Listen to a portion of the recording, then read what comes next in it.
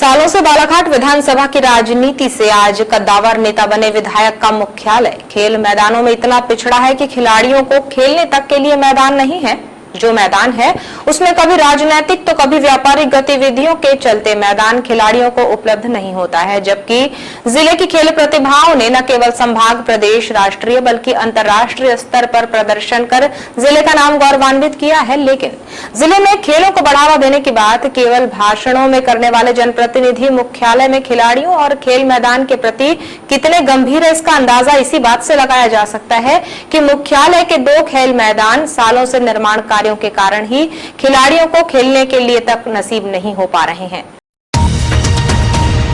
उत्कृष्ट विद्यालय का एक मैदान बचता है तो वहां कभी राजनीतिक तो कभी व्यापारिक गतिविधियों के कारण वहां खेलने से भी खिलाड़ी वंचित रहते हैं। बालाघाट में फुटबॉल के लिए स्टेडियम तैयार हो रहा है, वहीं हॉकी के खिलाड़ी नगरपालिका स्कूल मैदान में एस्ट्रोटर्फ का काम शुरू है। हालांकि ये कब पूरा होगा ये तो पता नहीं है। फिर बचता है तो केवल और केवल उत्कृष्ट विद्यालय का मैदान, जहाँ विभिन्न आयोजनों के कारण खिलाड़ियों को खेलने में खासी दिक्कतें होती हैं, खासकर क्रिकेट खिलाड़ियों को। वर्तमान में क्रिकेट ऐसा खेल है जिसकी चमक धमक हर ओर आकर्षित करती है, जिसके कारण क्रिकेट खेलने के लिए अधिकांश अभिभावक अपने बच्चों को भेजते भी हैं, लेकिन मैदान उपलब्ध नहीं होने से उन्हें दिक्कतों का सामना करना पड़ रहा है।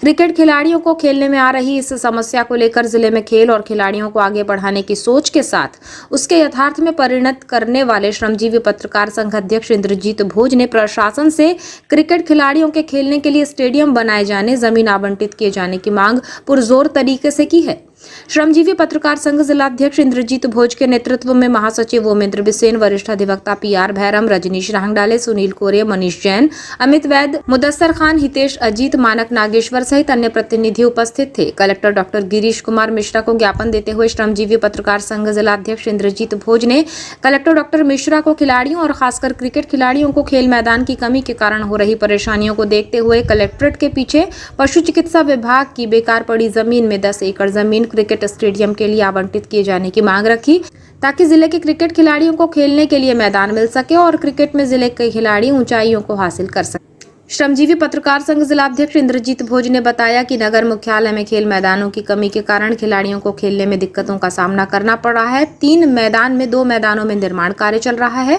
तो एक मैदान का सार्वजनिक उपयोग कर कभी उसे राजनीतिक या फिर व्यापारिक गतिविधियों के लिए प्रदान कर दिया जाता है। ऐसे में खिलाड़ियों को खेलने के लिए मैदान नहीं होने से वो खासे परेशान है। खासकर क्रिकेट खिलाड़ियों को खेलने के लिए मुख्यालय में कोई मैदान नहीं है, जिसे देखते हुए श्रमजीवी पत्रकार संघ और ग्रामीण क्रिकेट एसोसिएशन प्रतिनिधि मंडल ने कलेक्टर डॉक्टर मिश्रा से मुलाकात कर पशु चिकित्सा विभाग की जमीन से 10 एकड़ जमीन क्रिकेट स्टेडियम के लिए आवंटित किए जाने की मांग की है। ये बालाघाट नगर मुख्यालय में खेल मैदानों की बहुत ज़्यादा दिक्कतें हैं। जो भी गिनती के 2-3 मैदान बचे हैं वहाँ पे कहीं ना कहीं दूसरे आयोजन होते रहते हैं, कहीं व्यापारिक मेला लगता है तो कहीं कुछ लगते रहता है, कहीं राजनीतिक गतिविधियाँ चलती रहती हैं, जिससे खिलाड़ी बहुत परेशान हैं। और खासतौर से क्रिकेट खिलाड़ी के पास खेलने के लिए कोई भी मैदान नहीं है। आज हमारा श्रमजीवी पत्रकार संघ का प्रतिनिधिमंडल एवं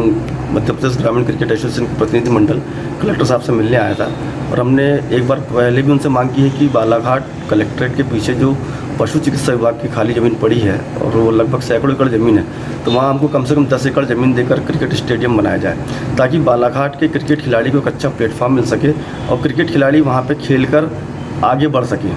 देश का नाम रोशन कर सकें। और यदि बालाघाट में क्रिकेट स्टेडियम बनता है तो निसंदेह बालाघाट खिलाड़ियों को फ़ायदा मिलेगा और इसके अलावा जो बाहर के बड़े बड़े टूर्नामेंट होते हैं वो बड़े खिलाड़ी भी यहाँ पे आके खेल सकते हैं। तो इसी संदर्भ में आज हम जिला कलेक्टर से मिलने आए थे, हम लोग दोबारा मिलने आए हैं और हम चाहते हैं कि बालाघाट नगर मुख्यालय में अतिशीघ्र क्रिकेट स्टेडियम बनाया जाए।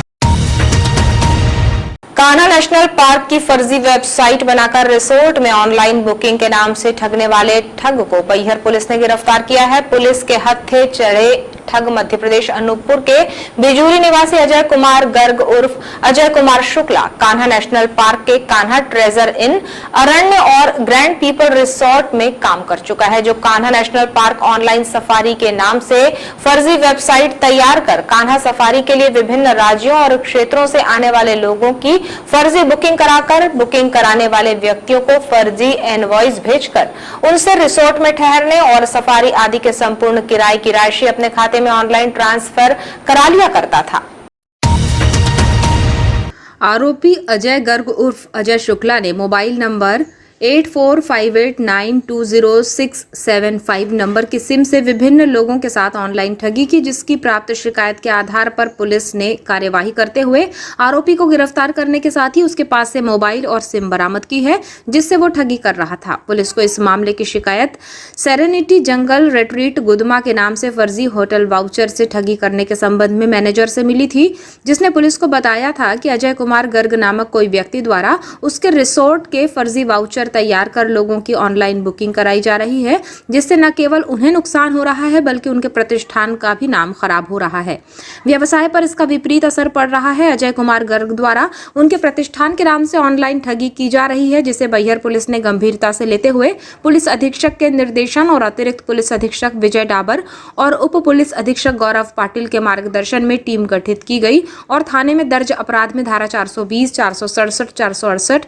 471 भारतीय दंड विधान के मामले को विवेचना में लेकर आरोपी की तलाश की गई, जिसके बाद पुलिस ने आरोपी को गिरफ्तार किया है। देखिए, जैसे कि आप जानते हैं, बैहर क्षेत्र में मुक्की में कान्हा नेशनल पार्क का एक हिस्सा पड़ता है, जिसमें जो है सफारी और रुकने की रिसोर्ट्स में रुकने की के लिए लोग वेबसाइट के माध्यम से विभिन्न होटलों को कांटेक्ट करते हैं। इसी तारतम्य में सेरेनिटी के मिस्टर कृष्णन के द्वारा एक सूचना थाने पर दी गई कि उनके होटल के नाम से अजय कुमार गर्ग नामक व्यक्ति ने फर्जी वेबसाइट बनाकर लोगों से पैसे लिए हैं। पैसे लेकर वो उसमें सफारी बुक कर रहे हैं और रुकने के लिए होटल में व्यवस्था की एक वाउचर वगैरह जो उनका सेरेनिटी का होटल वाउचर है वो उनको दिया जा रहा है। उस सूचना पर थाना बैहर में एक अपराध क्रमांक 95, 420, 467, 468, 471 कायम किया गया, जिसमें अजय कुमार गर्ग के नामक व्यक्ति के द्वारा धोखाधड़ी करना सामने आया। उक्त व्यक्ति जिला अनूपपुर में का रहने वाला है। टीम भेजकर जब उसकी तस्दीक की तो आरोपी वहाँ पर रहना पाया गया और जब उसको लेके आए तो उसने ये बताया कि वो पिछले 1.5 साल पहले कान्हा में काम करता था, होटल ग्रैंड पीपल में और अरण्यक में वो काम कर चुका है। इसी दौरान उसने लोगों से संपर्क किया था और रुकने के नाम पे उसने जो है लोगों से बुकिंग ली थी। चूँकि वो 1.5 साल से यहाँ से जा चुका था तो उसने इसको जो है एक फर्जी रूप देकर नकली एक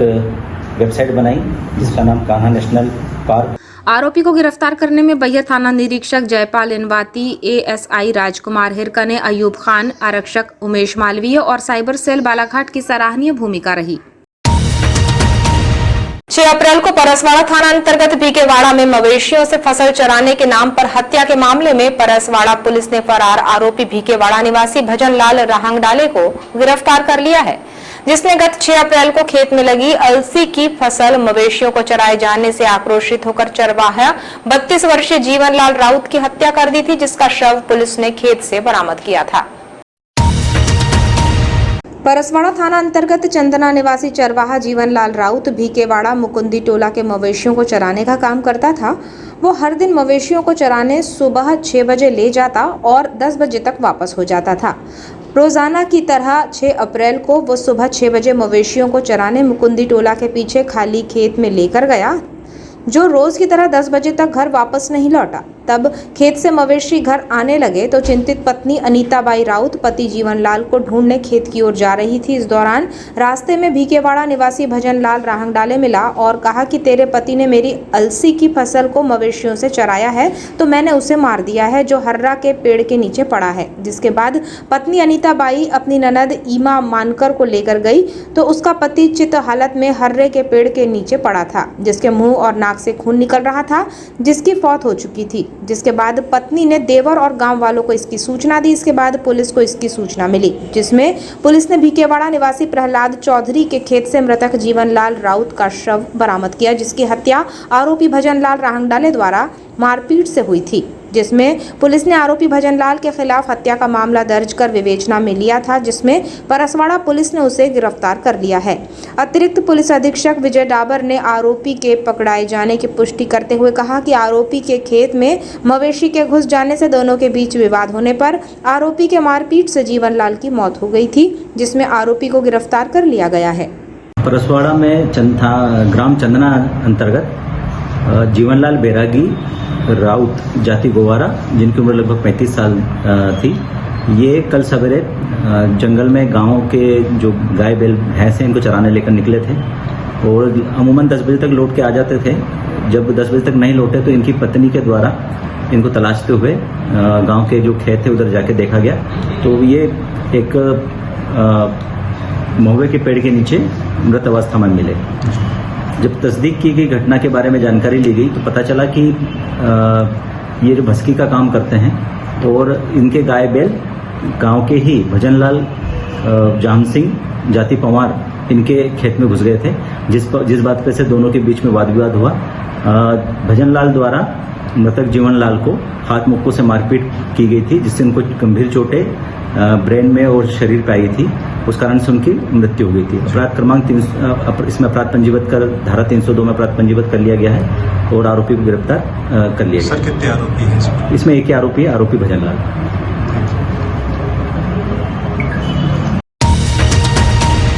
समाचारों में वक्त है एक ब्रेक का, भी हाजिर होते हैं इस ब्रेक के बाद। देखते रहिए BTV न्यूज।